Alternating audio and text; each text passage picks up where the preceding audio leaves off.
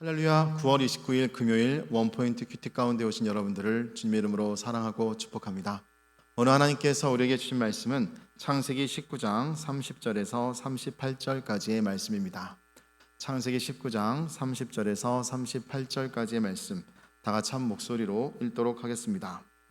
롯이 소알에 거주하기를 두려워하여 두 딸과 함께 소알에서 나와 산에 올라가 거주하되 그 두 딸과 함께 굴에 거주하였더니 큰 딸이 작은 딸에게 이르되 우리 아버지는 늙으셨고 온 세상의 도리를 따라 우리의 배필될 사람이 이 땅에는 없으니 우리가 우리 아버지에게 술을 마시게 하고 동침하여 우리 아버지로 말미암아 후손을 이어가자 하고 그 밤에 그들이 아버지에게 술을 마시게 하고 큰 딸이 들어가서 그 아버지와 동침하니라.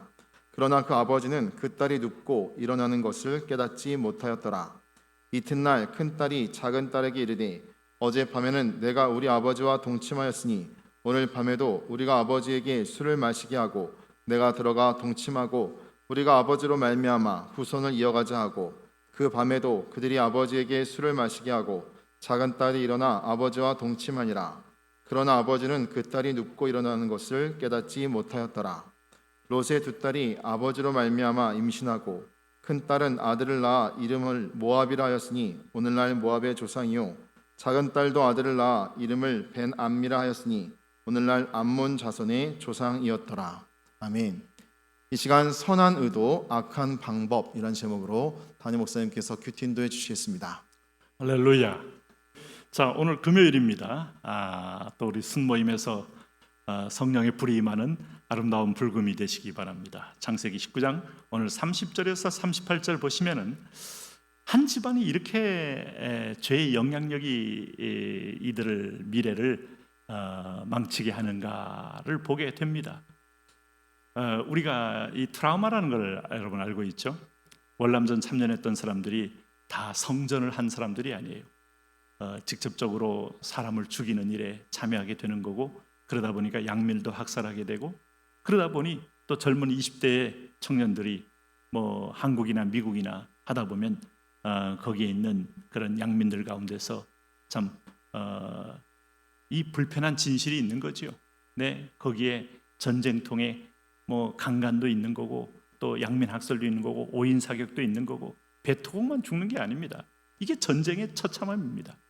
그러고 나서 본국으로 돌아왔을 때 훈장을 받아도 내 마음속에 있는 죄성과 악마성은요 쉽게 사라지지 않는 거예요. 전쟁 자체가 인간의 죄의 열매인데 거기서 무슨 선한 것이 나올 수 있겠어요? 그래서 트라우마라는 건 무서운 겁니다.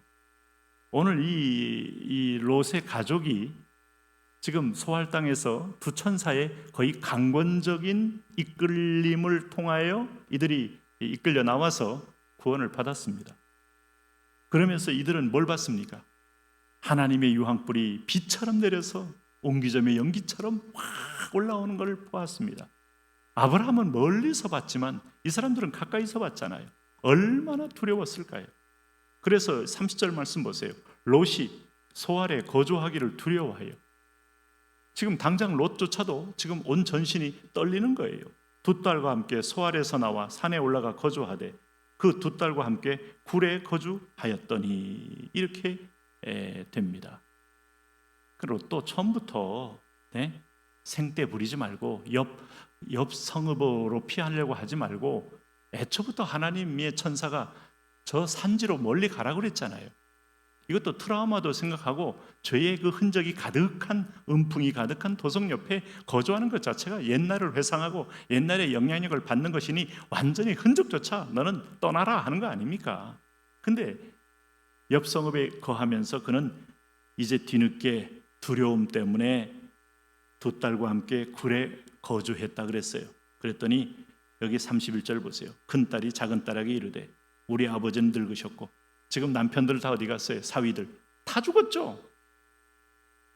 다 죽었다니까요. 농담으로 여기다가 처절하게 흔적도 없이 시체 못 찾습니다. 아예 땅 지면이 없어졌어요. 소돔성 자체는요 유적도 안 나와요. 하나님이 한번 엎으시면 우리는 그 엄청난 물된 동상 같은 땅도 흔적도 없어진다는 것도 잊지 마셔야 돼요. 그랬더니 딸들이 이게 순수하게 이게 지금 후손을 생각해서 이럴까요? 저는 그렇게 보지 않아요. 딸들이 이미 성적으로 충동을 많이 느끼고 있는 거예요. 그래서 큰딸이 작은딸에게 이르되 우리 아버지는 늙으셨고 온 세상의 도리를 따라 우리 배필될 사람이 이 땅에 없으니 우리가 우리 아버지에게 술을 마시게 하고 동침하여 우리 아버지로 말미암아 후손을 이어가. 언제 후손에 대해서 이런 사명감과 비전이 있었어요? 네? 이게 미쳐가면 합리화를 시키는데 아버지한테 술 마시고 아버지하고 이제 왜? 남자는 아버지밖에 없잖아요. 그래서 33절 결행을 하는 겁니다. 그 밤에 그들이 아버지에게 술을 마시게 하고 큰딸이 들어가서 그 아버지와 동침하니라. 자, 이제 근친상간도 부녀지간의 근친상간이 이제 우리 장면의 현장 중계처럼 보여지는 겁니다. 그러나 그 아버지는 그 딸이 눕고 일어나는 것을 깨닫지 못하였더라. 뭘 얼마나 술을 마셨길래 깨닫지 못해요? 이것도 나는 34절에 보니까 이튿날 큰딸이 작은딸에게 이르되 어젯밤에 내가 우리 아버지와 동침하였으니. 자, 이런 얘기가 쉽게 자기 동생한테도 말할 수가 있고 이런 제안도 할 수가 있는 그런 이들의 그 문화는요, 소돔과 고모라 성의 그 동네에서 두 천사를 간음하려고 남녀노소 원근각지에 몰려든 거에 보면 충분히 분위기를 느낄 수 있죠. 죄의 영향력이라는 것은 여러분, 내가 아무리 그 현장을 떠나도 그 영향의 흔적은 남아있는 겁니다. 이스라엘 백성이 애굽을 떠나도 애굽의 향취와 애굽의 흔적과 애굽에 대한 사모함은 그대로 남아있잖아요. 그래서 광야 내내 괴롭히지 않습니까? 믿음의 행진을 괴롭히고 순종을 괴롭히고 그들에게는 감사 대신에 원망으로 바꾸고, 바로 이것이 바로 죄의 영향력이에요. 이 영향력을 끊기 위해서는 철저하게 하나님 안에서 사도 바울처럼 아라비아 3년을 동안을 하나님과 1대1로 씻고 또 씻고 부르짖고 또 부르짖고 뭐 보혈로 적신받고 뭐 이런 생활이 필요합니다. 실제로. 그럴 때 34절 말씀 보세요. 이튿날 큰딸이 작은딸에게 이르되 어젯밤에 내가 우리 아버지와 동침하였어. 오늘 밤에는 우리가 아버지에게 술을 마시게 하고 내가 들어가 동침하고. 참 언니는 이제 진두지휘하는 입장이에요. 여러분, 야곱의 엄마 리브가가 진두지휘해서 그 집안을 쪼갰습니다. 네, 이 죄의 열매는요, 파괴와 이 모든 것이 여러분 조각처럼 여러분 깨어지는 겁니다. 우리가 우리 아버지로 말미암아 후손을 이어가자 하고 그 밤에도 그들이 아버지에게 술을 마시게 하고 작은 딸이 일어나 아버지와 동침하니라. 참 상당한 독주를 진탕 마시게 했던 것 같아요. 아버지도 좀 두렵고 떨리니까 술이나 마시자 하는데, 그러나 아버지는 그 딸이 눕고 일어나는 것을 깨닫지 못하였더라. 이걸 다행이라고 봐야 됩니까? 참 이것을 한심하다고 봐야 합니까?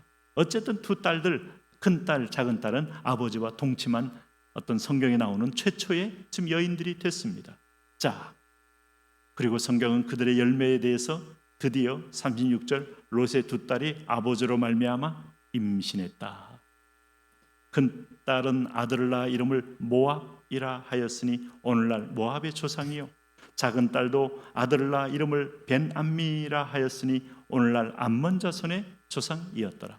여러분, 지금 이 장면은 이제 이 이후로 어떻게 역사가 전개되는지 아시죠? 모압과 암몬은 대대의 이스라엘의 원수가 되잖아요.